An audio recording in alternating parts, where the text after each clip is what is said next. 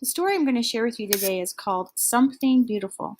And the story is told from the point of view of the little girl you see sitting there in the picture. So this is her story, and it's all about finding something beautiful.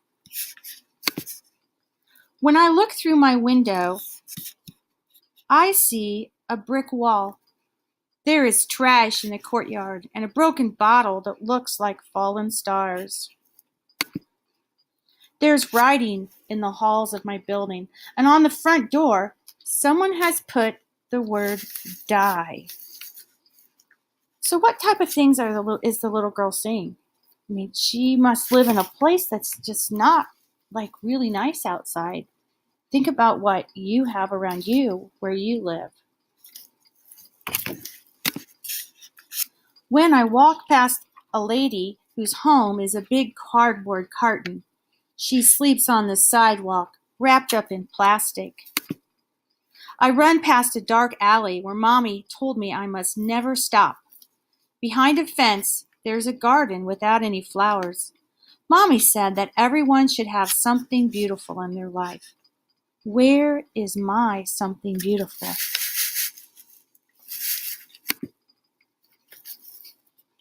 The teacher taught me a word in school. I wrote it in my book. Beautiful.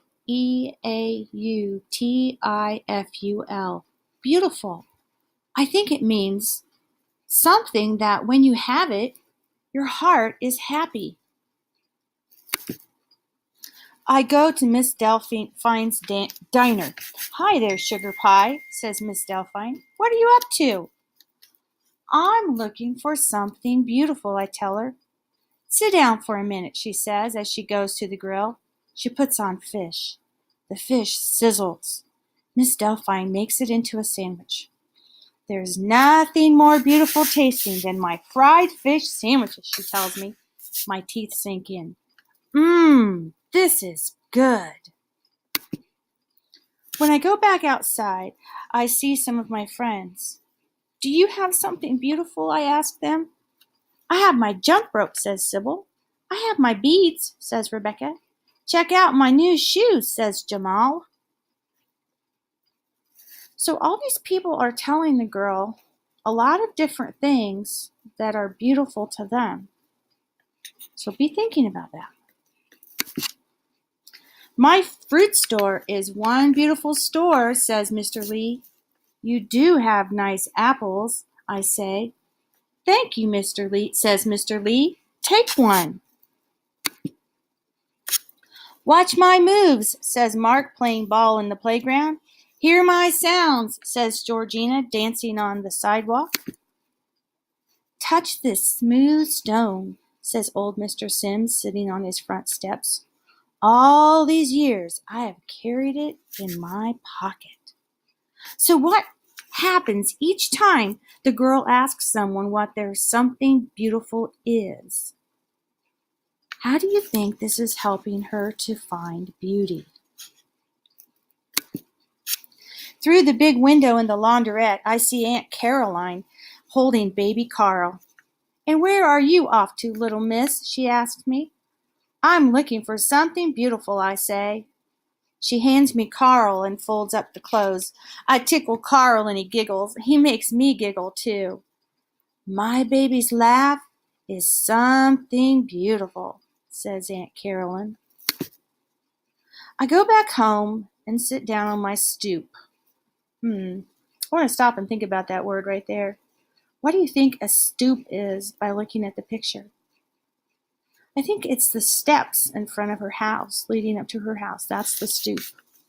I go back home and sit down on my stoop. I look at the trash in my courtyard.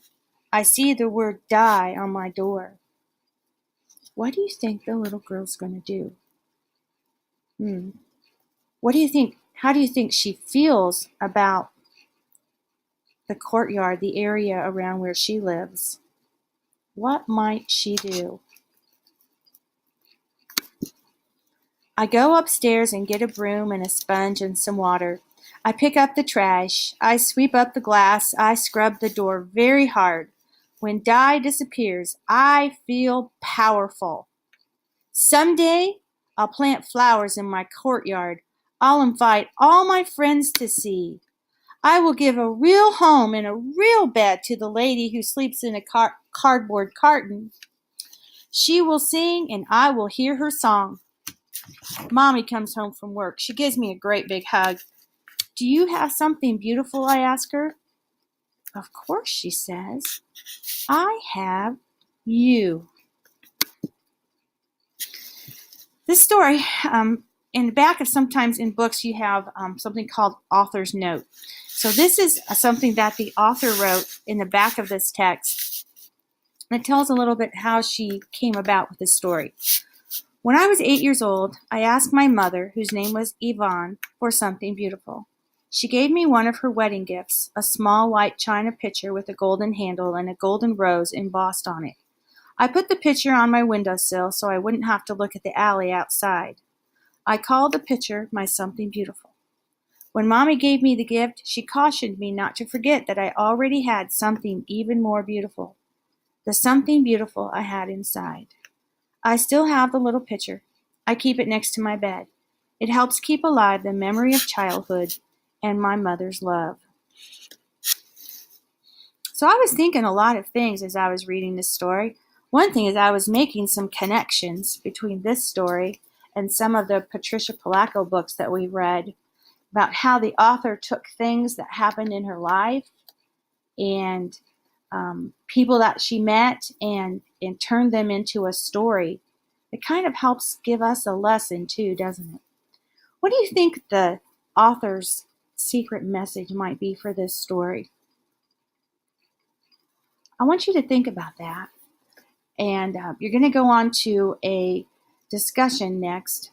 And I want you to post in the discussion something that is beautiful to you and why it's beautiful to you. And we're going to write at least 3 sentences about that something beautiful. And if you want to take a picture of it, if you can, take a picture of it. And remember, in the story, something beautiful to all the different people, it wasn't necessarily something that someone else thought was wonderful, but it was special and it was important to them.